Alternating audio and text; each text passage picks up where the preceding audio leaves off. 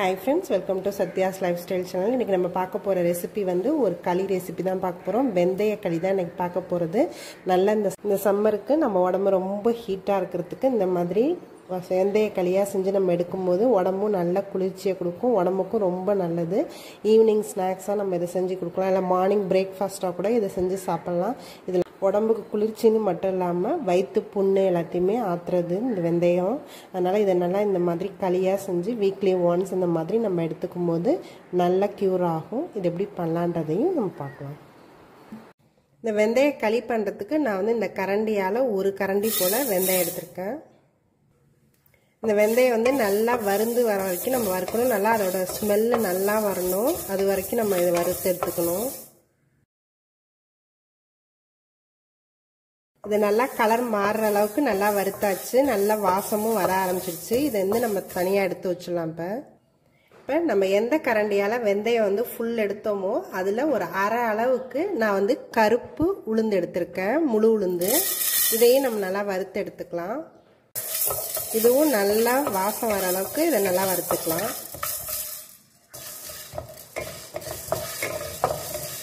நல்லா வாசம் வர ஆரம்பிச்சிருச்சு, உளுந்தோட வாசம். இப்போ இதை நம்ம தனியாக எடுத்து வச்சிடலாம். இப்போ நம்ம வந்து வெந்தயம் எடுத்த அதே கரண்டியால் 2 கரண்டி அளவுக்கு நான் பச்சரிசி எடுத்துக்கிறேன். பச்சரிசியை நல்லா பொரியரிசி ஆகிற அளவுக்கு நல்லா வறுத்து எடுத்துக்கலாம்.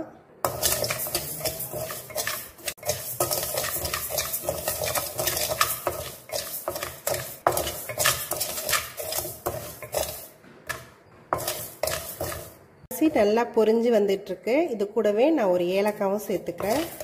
அரிசி நல்லா பொரியரிசி ஆயிடுச்சு, கலரும் நல்லா மாறிடுச்சு. இதை நம்ம தனியா எடுத்து வச்சிடலாம். இப்ப இந்த வறுத்த எல்லாத்தையுமே இதுல எடுத்து வச்சிருக்கேன். இது நல்லா சூடு ஆறணுன்னு நம்ம நல்லா கூல் ஆனோன்னு தான் இதை வந்து நம்ம மிக்சியில நல்ல பொடியாவே நம்ம அரைச்சி எடுத்துக்கலாம். மாவு ரொம்ப மாவா இருக்கணும்னு தேவையில்லை.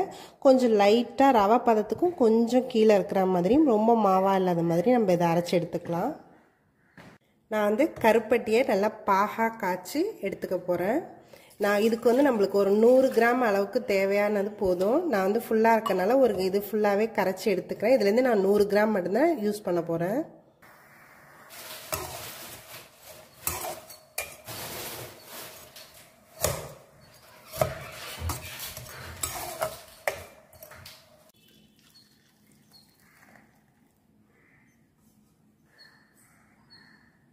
இந்த வெந்தய களி கிண்டுறதுக்கு 1 கப் மாவுக்கு 3 கப் போல நான் தண்ணி சேர்த்துக்கிறேன். இப்போ இந்த பொடியை இதில் சேர்த்துக்கலாம், அரைச்சதை.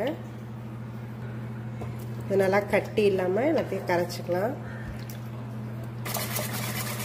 இது கைவிடாமல் மட்டும் நம்ம கிளறிக்கிட்டே இருக்கணும். இது நல்லா திக்காக ஆரம்பிச்சிருச்சு. இது நல்லா கொஞ்சம் வெந்து இந்த மாதிரி வந்த பிறகு நான் வந்து கருப்பட்டி பாகு கரைச்சி வச்சிருக்கதை இதில் ஆட் பண்ணிக்கிறேன். இதையும் நல்லா கட்டி இல்லாமல் நம்ம கரைச்சிக்கலாம். இதுக்கு வந்து 100லேருந்து 150 கிராம் வந்து கருப்பட்டி போதும். அதுவே நல்லா ஸ்வீட்டாக இருக்கும். இது நல்லா கெட்டியாக இந்த மாதிரி களி பதத்துக்கு வந்துருச்சு. இப்போ அதை வந்து நம்ம ஆஃப் பண்ணிடலாம்.